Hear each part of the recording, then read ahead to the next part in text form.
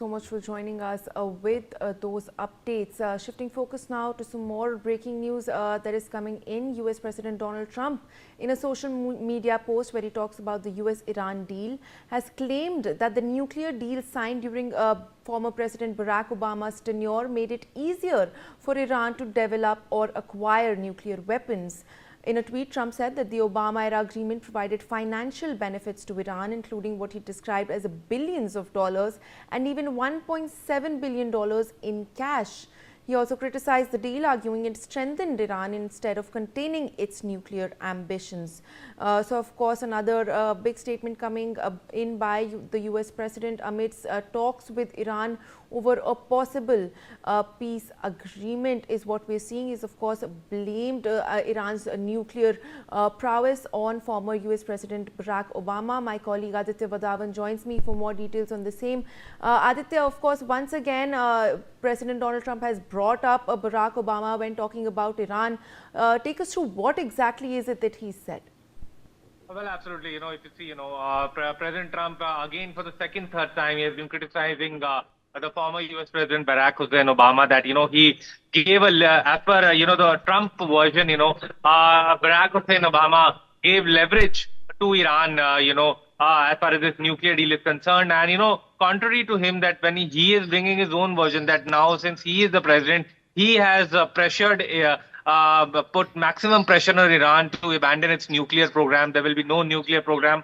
Also, we have seen statements by the US Treasury Secretary Scott Bessent time and again that no money will be released, no frozen funds will be released to Iran until and unless they completely remove the enriched uranium. So completely at this juncture, President Trump is, going on to, praise his nuclear policy towards Iran. And now it needs to be seen, how things unfold in this scenario, whether actually any nuclear deal is signed between America and Iran. This needs to be seen because till now, even the Iranian regime has been saying that there is no confirmation that any sort of deal will be signed. Back to you.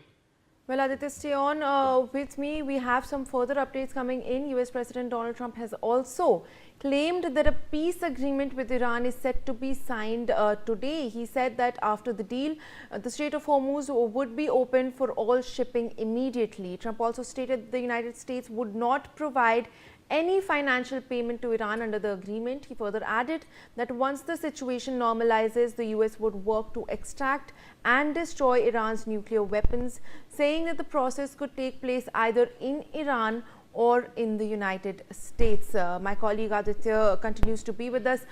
Take us through what exactly it is that Trump has said with regards to the deal. He said that it is expected to be signed today. However, we are seeing that he said, made it clear that no financial assistance of any sort will be offered to Iran, which was a key, demand by Iran as well. Well, absolutely. That is the main point, Malvika, because Iran is demanding that any ceasefire, any deal that is to be signed, as per that deal, the Iran is demanding that US unfreezes all its freezed assets. But, on the contrary, the Trump administration has made it very clear that until and unless, Iran makes concessions on its nuclear program, until it fully dismantles the enriched uranium, nothing will, be beneficial to Iran at this juncture. So definitely in that context only, this puts this entire nuclear deal between US and Iran, pragmatic. At this juncture, nothing is pragmatic. Only the statements are coming from both the sides, and that too, contradictory statements are coming from both the sides. Malvika.